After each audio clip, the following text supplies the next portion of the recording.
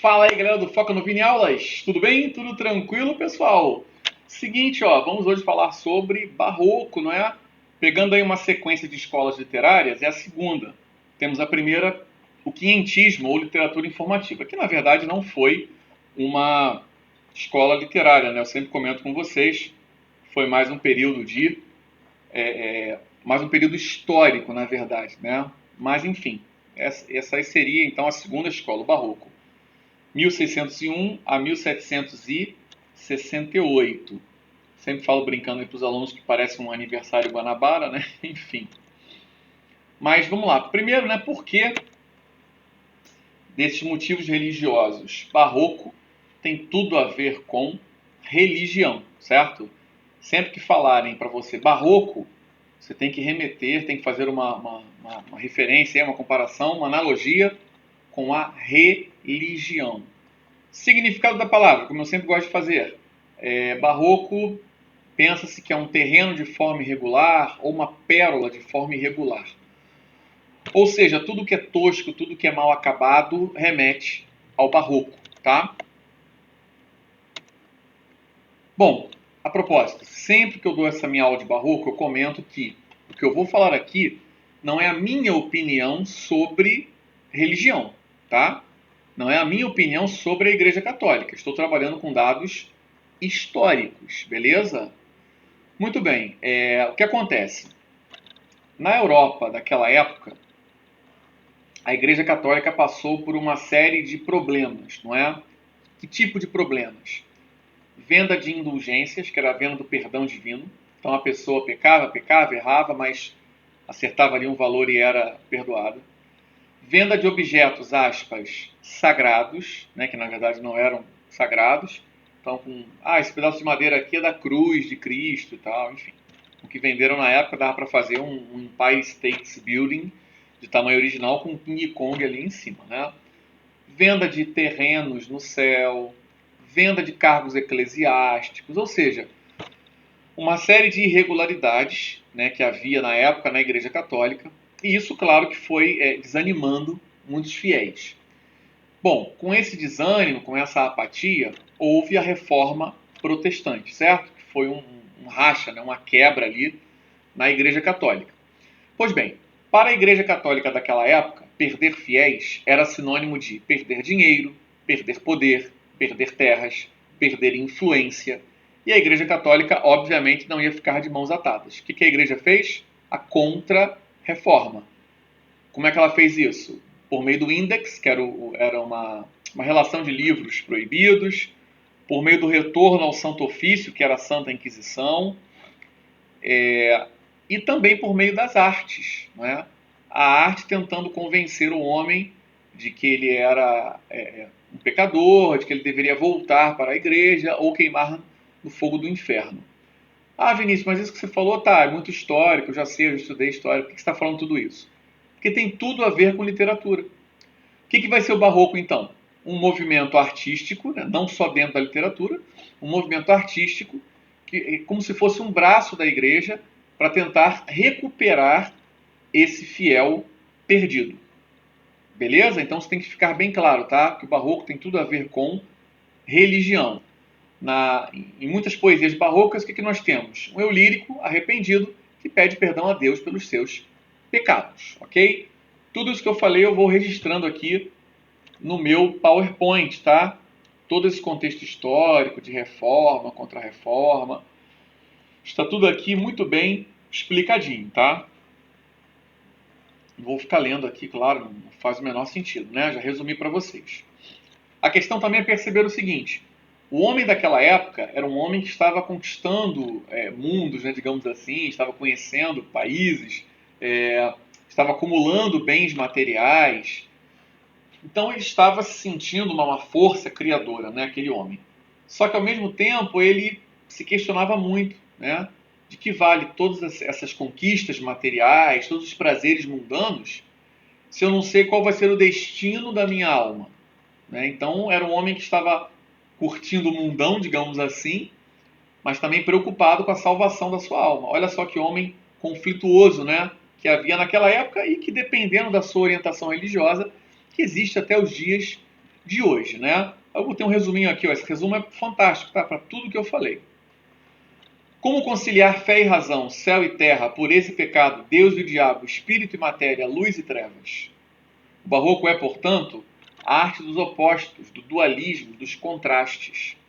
Procura conciliar a concepção teocêntrica medieval com o antropocentrismo e o racionalismo propostos pelo Renascimento. Perceberam? O homem daquela época estava realmente muito conflituoso, tá? Não sabia, né, o que ele fazia aí da sua vida. Eu coloquei, eu não sei se está mais à frente ou se eu passei, não, está mais à frente.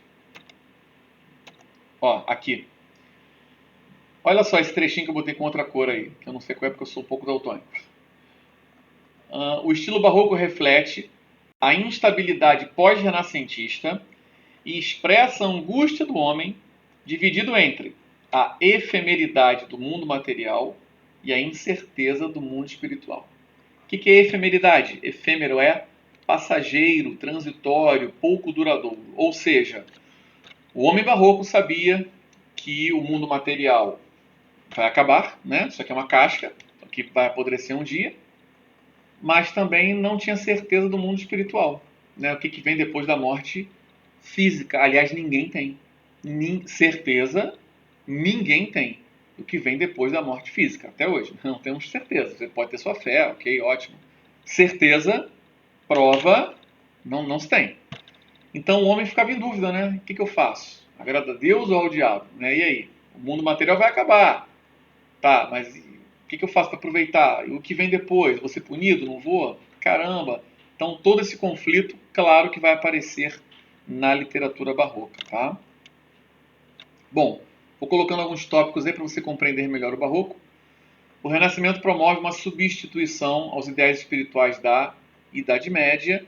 Então não é que o homem fosse colocar Deus para o lado, né? Deus de escanteio, mas esse homem também se sentia como uma força criadora. Daí o próximo tópico, antropocentrismo versus teocentrismo. Antropós, homem, né? Quer dizer, o homem no centro das coisas versus Deus, teo, no centro das coisas. Reforma e contra-reforma são conceitos históricos, né, claro, fundamentais para você compreender o barroco, tá? As escolas e universidades jesuítas criaram um estilo próprio de arte e arquitetura, ricamente ornamentado por querubins e virgens celestiais, parecem tentar comover o coração da mesma forma que o pregador buscava seduzir o intelecto. Ou seja, toda a arte barroca vai tentar conquistar esse homem perdido, né, digamos assim. Fusionismo. Fusionismo de fusão mesmo, tá? De mistura. Essa imagem é muito boa para falar sobre essa característica e sobre o barroco como um todo. Olha para mim. Não tem outra opção, né? Olha só, olha só. Vocês conseguem reconhecer que figura mitológica nós temos nesse quadro? A maioria não consegue reconhecer. E é muito comum isso. Mas nós temos o Eros, o Cupido, filho de Afrodite. De Eros, por exemplo, temos a palavra erótico, não é? Veja, por que a maioria não reconhece? Porque quando se fala em Eros, né, o Cupido, deus do amor, nós pensamos em quê? Lourinho, né? Não sei o que eu apontei para mim, enfim. Lourinho, cabelos encaracolados, olho azul, uma tanguinha, não é isso? Asas branquinhas e fofinhas. Essa é a imagem que nós temos. Mas aqui nós temos o quê? Uma mistura do sagrado e do profano, o fusionismo. Por que essa mistura? Primeiro, ele está em um ambiente desarmonioso, né, bagunçado. Eu sei que parece que é o seu quarto. Segundo, as asas são escuras, né? Terceiro, está com a genitália à mostra. E quarto, está com essa carinha de quem está gostando demais, né? Essa carinha de malícia, tá? Então essa fusão do sagrado e do profano nós vamos ver no barroco. Conflito entre o eu e o mundo. O porquê desse conflito? O ser humano da época se percebia como um nada. A sua antítese era Deus, né? Ele era um nada, Deus era tudo. Ele é um pobre pecador. Deus é o ápice, é o máximo, tá? Então havia um grande conflito entre a pequenez humana e a grandiosidade divina, o que gera a nossa próxima característica. Nossa não, né? Do barroco. O pessimismo. A poesia barroca é extremamente pessimista devido a essa visão do ser humano como um pobre e miserável pecador. Ok? Muito bem.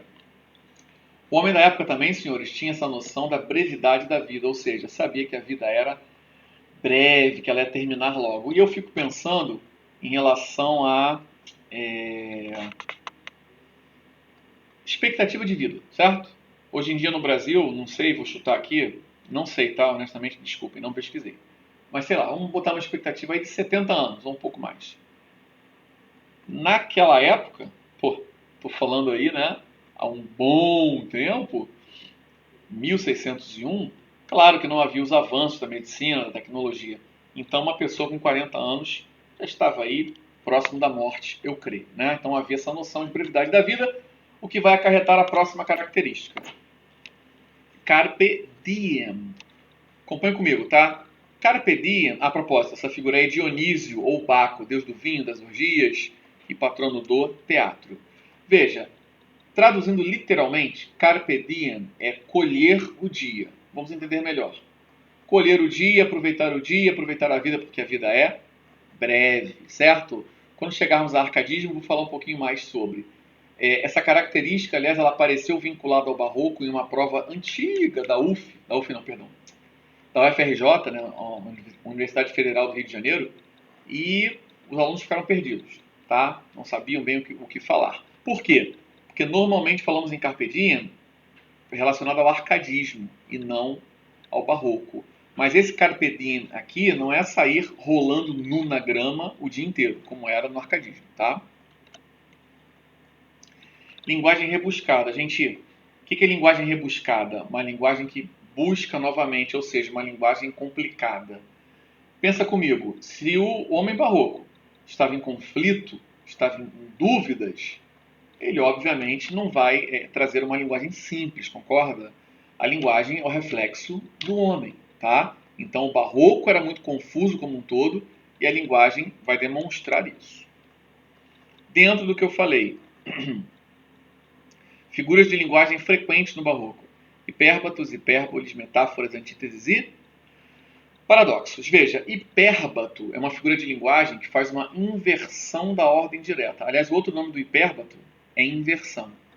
Qual é a nossa ordem direta? Sujeito e predicado. Como seria o hipérbato, né? Colocar um predicado na frente do sujeito, certo?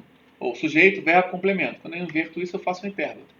Ao invés de falar o presidente morreu, falar morreu o presidente. Hipérbole, exagero de ideia, né? O homem barroco era exagerado. Metáfora, porque a poesia barroca trabalhava com uma subjetividade muito grande. E aqui eu falo uma coisa óbvia: antíteses e paradoxos. Por que falo uma coisa óbvia? Porque as obras barrocas trabalhavam muito com oposições. Tá? Antítese é quando eu tenho oposição de ideia sem contradição.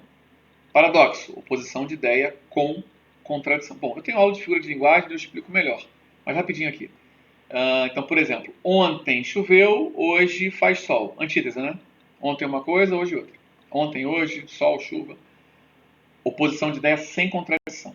Paradoxo, oposição de ideia com contradição. Se eu dissesse, pegando o exemplo que eu dei, hoje está um dia ensolaradamente chuvoso. Não faz sentido, né? Então, paradoxo é aquilo que não faz sentido. O barroco está cheio. Cultismo e conceptismo. Cultismo, jogo de palavras. Conceptismo, jogo de ideias. O pessoal grava assim, né? Que eu sei. Cultismo é só lembrar de linguagem culta. Conceptismo, conceito. Ou seja, são termos frequentes no barroco porque, por exemplo, um padre ele tem que te convencer, né? Ele usa o conceptismo e ele pode fazer isso por meio do cultismo, ou seja, trabalhar ideias com uma linguagem muito culta, uma linguagem muito bem elaborada. Beleza? Estou de olho aqui no horário para não ficar muito extensa a aula, vou cortar. Tá? Na próxima aula eu vou seguir aqui do padre Antônio Vieira. Beleza? Vem comigo, hein? Tá comprando porcaria de segunda mão.